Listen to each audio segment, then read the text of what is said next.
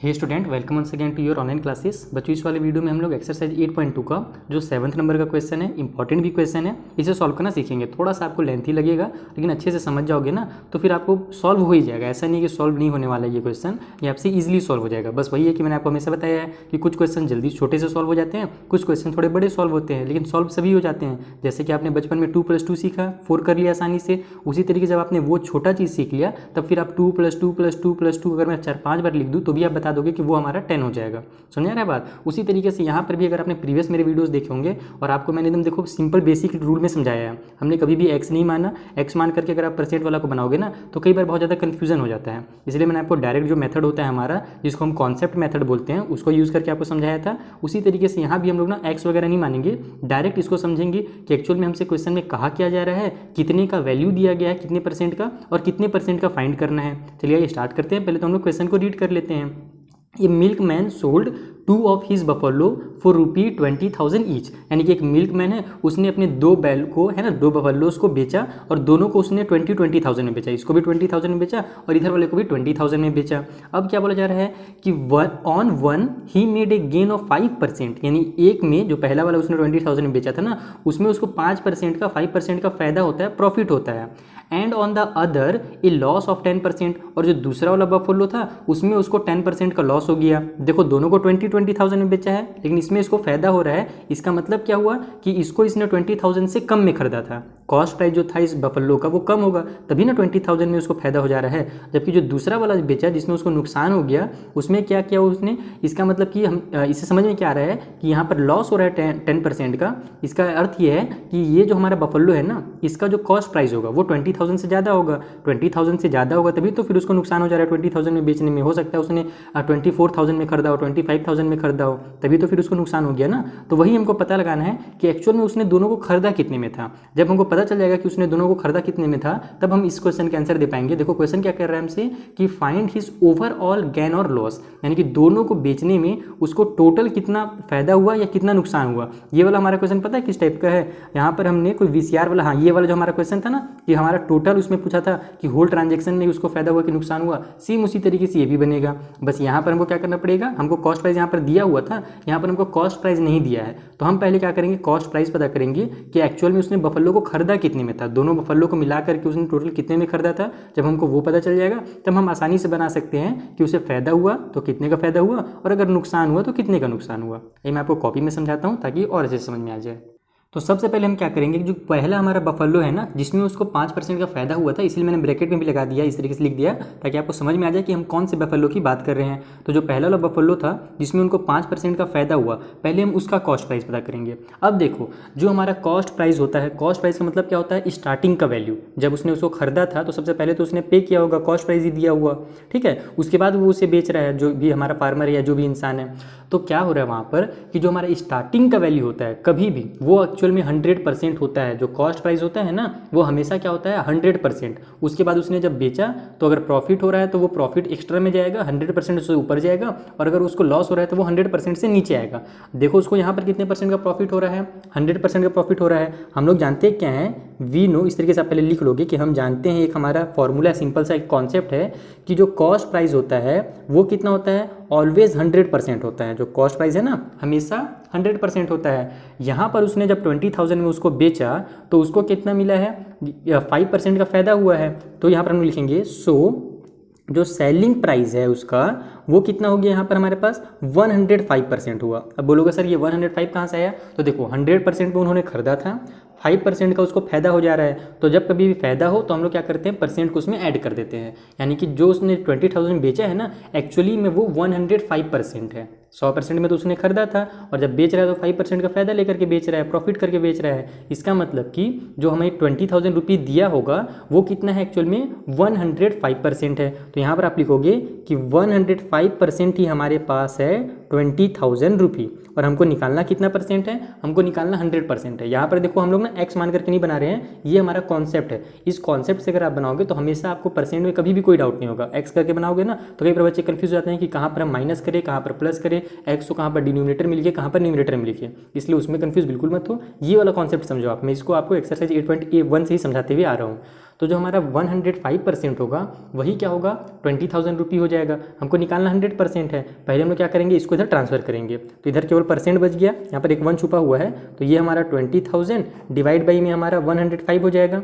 समझ में आ रहा है ना, 105 इधर ट्रांसफर किया तो डिवाइड में आ गया। हमको निकालना कितना है, 100% निकालना है, तो इस साइड हम क्या करेंगे 100 का मल्टीप्लाई कर देंगे। तो अगर हम इधर 100 का मल्टीप्लाई कर रहे हैं तो इधर भी हमको 100 का मल्टीप्लाई करना पड़ेगा। बस ये हमारा इक्वेशन बन गया। इसको सॉल्व करोगे तो आपको 100% यानी कि कॉस्ट प्राइस मिल जाएगा। समझ में आया बात, कितना सिंपल है। अब इसी को एक्स मान करके आप बनाते हैं ना तो बहुत ज़्यादा आपको कन्फ्यूजन हो जाता है कि कौन से एक्स को मैं कहाँ पर लिखूँ। तो सिंपल इस तरीके से बनाओ, आसानी लगेगा। चलो जल्दी से सॉल्व कर लेते हैं हम लोग इसको।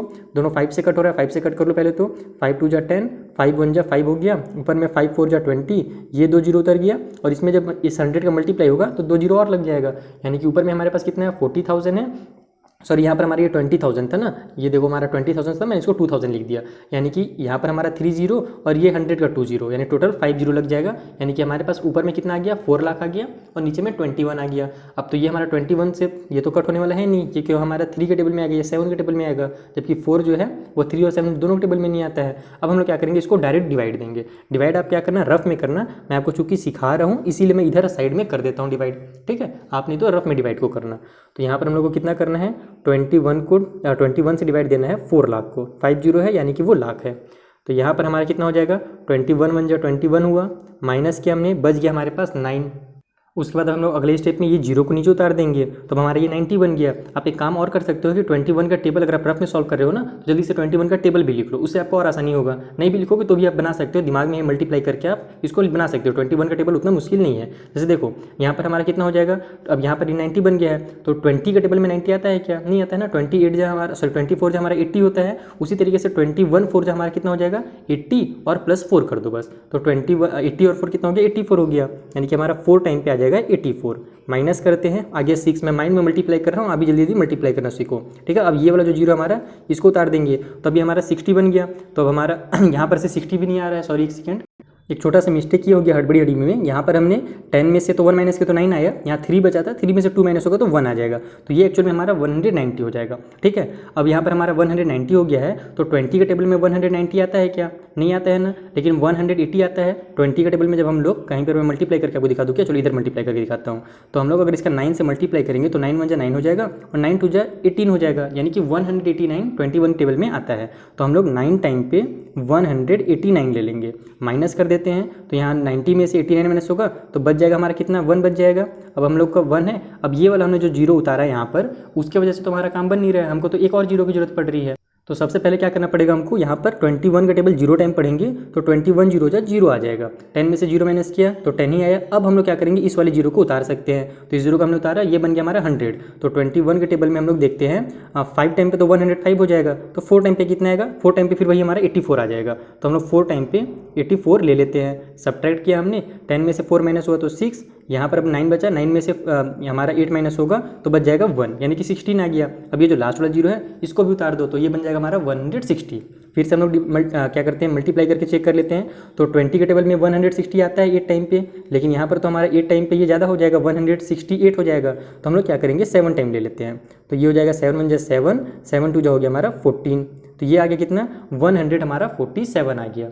चलो जल्दी से इसको भी सब्ट्रैक्ट कर लो, तो ये हमारा 147 कितने टाइम पे आया था 7 टाइम पे, माइनस किया हमने तो 60 में से 47 माइनस होगा तो आ जाएगा 13। अब हमारा ये 13 हो गया और पूरा जीरो भी साफ हो गया, जीरो तो बचा नहीं है। तो हम लोग क्या करेंगे डेसिमल लगाएंगे, डेसिमल लगाया, यहाँ पर एक जीरो बढ़ गया, तो 21 के टेबल में हम लोग देखते हैं 6 टाइम पे कितना आता है। तो 21 6 1 जा 6 हो गया, 6 2 जा 12 हो गया, 126 हो गया, तो 6 टाइम पे हमारा 126 लिख लो, माइनस किया 4 आ गया हमारा। फिर से हम लोग क्या करेंगे जीरो लगाएंगे, अब डेसिमल लग चुका है तो आप जीरो हर स्टेप में बढ़ा सकते हो। तो 40 जो है हमारा वो तो 21 के टेबल में आता नहीं है, तो हम लोग छोटा नंबर ले लेंगे, 21 1 जा 21, बच जाएगा हमारा कितना 9 में से 1 माइनस हुआ तो सॉरी 10 में से 1 माइनस हुआ तो ये 9, 3 में से 2 माइनस हुआ तो 1, यानी कि 19 आ गया। फिर हम लोग क्या करेंगे एक और जीरो बढ़ा देंगे, तो हम लोग जानते हैं कि 190 नहीं आता है, लेकिन अभी स्टार्टिंग में ही किया था 9 टाइम पे हमारा 189 आता है। तो इस तरीके से हमारा आगे ये चलते जा रहा है, तो ज़्यादा आगे आपको नहीं जाना है, केवल 3 डिजिट तक ही जाना है। अब देखो हमारा ये कितना बन गया 619 हो गया ना, तो डेसिमल के बाद जब हमारा 619 हो जाता है तो इसको हम लोग एस्टिमेट करके क्या लिखते हैं 62 लिख देते हैं। अगर 1 के बाद यहाँ पर हमारा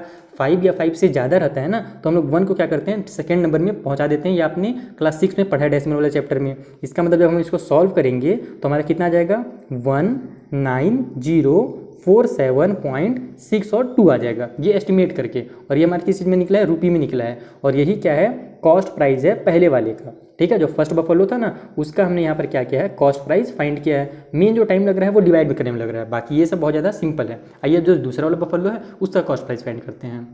तो जो सेकेंड वाला बफेलो था उसमें उनको 10% का लॉस हुआ था। तो यहाँ पर भी हम जानते हैं कि जो हमारा कॉस्ट प्राइस होता है, यहाँ पर आप लिख सकते हो इस तरीके से कि वी नो, हम जानते हैं कि जो कॉस्ट प्राइस है वो हमेशा 100% होता है। और यहाँ पर उनको क्या हो गया, बेचने के बाद नुकसान हो गया, यानी कि 100% में से कम हो गया होगा। तो 10% आप क्या करो, कम कर दो। यहाँ पर हम लिखेंगे so selling price equal to 100 minus 10 equal to 90%, यानी कि इसमें जो सेलिंग प्राइस उनको मिला है ना, वो एक्चुअल में 90% मिला है। टोटल 100% होता है, ठीक है। और जब वो बेच रहे हैं तो उनको 10% का नुकसान हो जा रहा है सेकेंड वाले बफेलो में, यानी कि जो इस बार हमको 20,000 दिया है ना दूसरे वाले बफेलो का रेट, वो क्या है एक्चुअल में 90% है। फर्स्ट वाले बफेलो का जो हमको 20,000 दिया था वो 105% था, और यहाँ पर जो हमारे पास 20,000 दिया है वो एक्चुअल में कितना है, 90% है। तो यहाँ पर अब हम लोग लिखेंगे कि 90% वी हैव करके भी आप लिख सकते हो कि हमारे पास दिया गया अकॉर्डिंग टू क्वेश्चन करके भी लिख सकते हो कि 90% इक्वल टू 20,000। ये हमारा सेकेंड वाला बफेलो के लिए जहाँ पर उनको नुकसान हुआ था। क्लियर है इतना।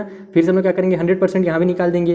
तो 100% निकालने के लिए आप जानते हो क्या करना पड़ता है, ये हमारा 90 इधर आ जाएगा, तो ये हो जाएगा 20,000 डिवाइड बाई में 90, और इधर चूंकि हमने 100 का मल्टीप्लाई किया है तो इधर भी हम लोग क्या करेंगे, 100 का मल्टीप्लाई कर देंगे, ठीक है। अब यहाँ पर हमारा जीरो से पहले तो जीरो कट कर लो आप, एक जीरो से ये जीरो हमारा कट हो गया। अब तो ये किसी से भी कट हो नहीं रहा है, तो हम लोग क्या करेंगे, 9 से इसको डिवाइड दे देंगे। यहाँ पर ये 20,000 है, तो यहाँ पर आप लिख लो 20,000, उसका 10 से मल्टीप्लाई होगा तो एक और जीरो बढ़ जाएगा, और यहाँ पर हम डिवाइड दे देते हैं इसको 9 से। तो 9 1 जा 9, 9 2 जा हो गया हमारा 18, बच गया यहाँ पर 2, ये जीरो उतर जाएगा। फिर 9 2 जा 18, फिर ये हमारा बच गया 2, फिर से ये वाला जीरो उतर जाएगा, ठीक है। जीरो में ध्यान रखना, ज़्यादा जीरो मत उतार देना। फिर हो जाएगा 9 2 जा हमारा 18, ठीक है, माइनस किया 2 बच गया, फिर से ये वाला हमारा जीरो उतर गया, ये वाला। उसके बाद फिर से 9 2 जा 18 हो गया, फिर माइनस किया हमने, फिर 2 बचा। अब ये लास्ट वाला भी जीरो हमारा उतर गया, तो फिर से हमारा 9 2 जा 18 हो जाएगा। माइनस किया हमने तो ये बच गया हमारा 2, ठीक है। उसके बाद अगर हम लोग डेसिमल भी लगाते हैं तो फिर वही होगा, जीरो बढ़ेगा, फिर हमारा 18 आएगा, फिर 2 आ जाएगा। तो यहाँ पर हमको इसको क्या बोलते हैं पता है, रिपीटिंग डेसिमल नंबर बोला जाता है। तो यहाँ पर हमारा ये 2 2 करके इस तरीके से आते चला जाएगा। इसका मतलब कि जो सेकेंड वाला हमारा है उसका कॉस्ट प्राइस एक्चुअल में कितना निकला, तो 22,222 रुपीज़। देखो यहाँ पर इसने ज़्यादा में खरीदा था 22,222 रुपये, और फिर 22 पैसे भी है उसमें, तो ये आप लास्ट में टोटल करके रुपये लिख दो। ये हमारा कॉस्ट प्राइस निकल गया सेकंड वाले बफेलो का। ये आसानी से निकल गया क्योंकि इसमें डेसिमल वाला ज़्यादा लंबा चौड़ा नहीं गया था, उसमें थोड़ा सा डिवाइड करने में टाइम लग गया था। तो यहाँ पर आप देखोगे कि जब पहला वाला जो बफेलो था उसमें उन्होंने कितना में बेचा, 20,000 में बेचा था, है ना। और उस खरीदा कितने में था, तो कॉस्ट प्राइस कितना था उसका, 19,047 रुपये था, यानी कि इसमें इन्होंने कम में खरीदा था इसीलिए इसको फायदा हुआ। लेकिन सेकेंड वाले बफेलो में जिसमें उनको नुकसान हुआ, एक्चुअल में उसने ज़्यादा में खरीदा था, 22,000 रुपये में खरीदा था, और बेस 20,000 में रहे हैं, तो जाहिर सी बात है नुकसान ही होगा। तो अब क्या करेंगे हम लोग, टोटल यहाँ पर देखेंगे कि टोटल जो हमारा कॉस्ट प्राइस है वो कितना है और टोटल सेलिंग प्राइस कितना है। तो यहाँ पर आप लिखोगे टोटल कॉस्ट प्राइस, शॉर्टकट में CP लिख देता हूँ। तो टोटल कॉस्ट प्राइस यानी कि ये वाला कॉस्ट प्राइस और ये वाला कॉस्ट प्राइस दोनों को ऐड कर लेते हैं। यहीं पर मैं रफली ऐड कर देता हूँ कॉपी में ही। ये हमारा कितना था 19047.62, और दूसरा वाला निकला है 222, फिर 2.22, इस तरीके से निकला है। दोनों को ऐड करके पता लगा लेते हैं टोटल उनको कितना पड़ा था। तो 2 और 2 हो गया 4, 6 और 2 हो गया हमारा 8। यहाँ पर 7 में से 2 प्लस करें, 7 2 हो गया 9, ये हो गया 6, ये हो गया 2, 11 का 1 कैरी हो गया 1, ये हो गया 4। यानी कि टोटल उन्होंने दोनों बफेलो को मिला करके 41,269.84 रुपये में खरीदा था। तो यहाँ पर लिख लेते हैं हम लोग 41,269.84 रुपये, इतना में उन्होंने टोटल खरीदा था। और टोटल जो हमारा कॉस्ट प्राइस सेलिंग प्राइस हो रहा है, टोटल वो बेच कितने में रहे हैं, तो एक को 20,000 में बेच रहे हैं, दूसरे को भी 20,000 में बेच रहे हैं, तो 20 और 20 मिला करके हो गया 40,000 रुपये। यानी कि देखो दोनों को बेच कम में रहे हैं और खरीदे ज़्यादा में थे। इसका मतलब क्या हुआ, उनको नुकसान हो गया। अब नुकसान कितने का हुआ ये भी बताना है हमको। तो नुकसान के लिए क्या करेंगे, इसमें से इसको माइनस कर देंगे तो हमको पता चल जाएगा कि उनको एक्चुअल में नुकसान कितने का हुआ है। तो यहाँ पर लिख देंगे सो ही हैज़ लॉस, यानी कि उसको क्या हो गया है, यहाँ पर लॉस हो गया है। अब कितने का लॉस हुआ है, तो ऑफ यहाँ पर हम लोग माइनस करके वो भी बता देते हैं कितने का लॉस हुआ है। चलिए जल्दी से माइनस कर लेते हैं। तो यहाँ पर जो आया है हमारा आंसर, इसी में से आप क्या करो 40,000 को माइनस कर दो, डेसिमल में 2 जीरो भी लिख दो इस तरीके से।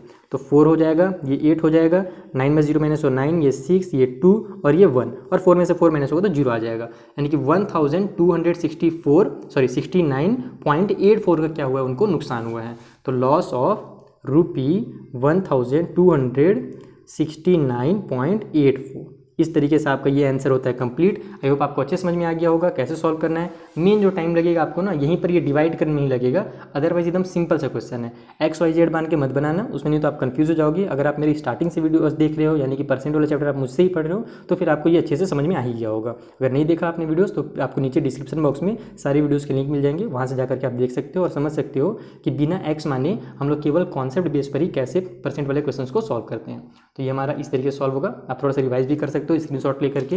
ये देख लो, ये हमारा फर्स्ट बफेलो का पहले हमने कॉस्ट प्राइस निकाला और उसके बाद फिर सेकंड बफेलो का कॉस्ट प्राइस निकाला, फिर दोनों के कॉस्ट प्राइस को हमने ऐड कर दिया तो हमको पता चल गया कि उन्होंने ज़्यादा में खरीदा था और जो बेच रहे हैं वो कम में बेच रहे हैं, इसलिए उनको नुकसान हो जाएगा और इतने रुपये का नुकसान होगा। ठीक है, मिलेंगे नेक्स्ट वीडियो में। Thank you for watching.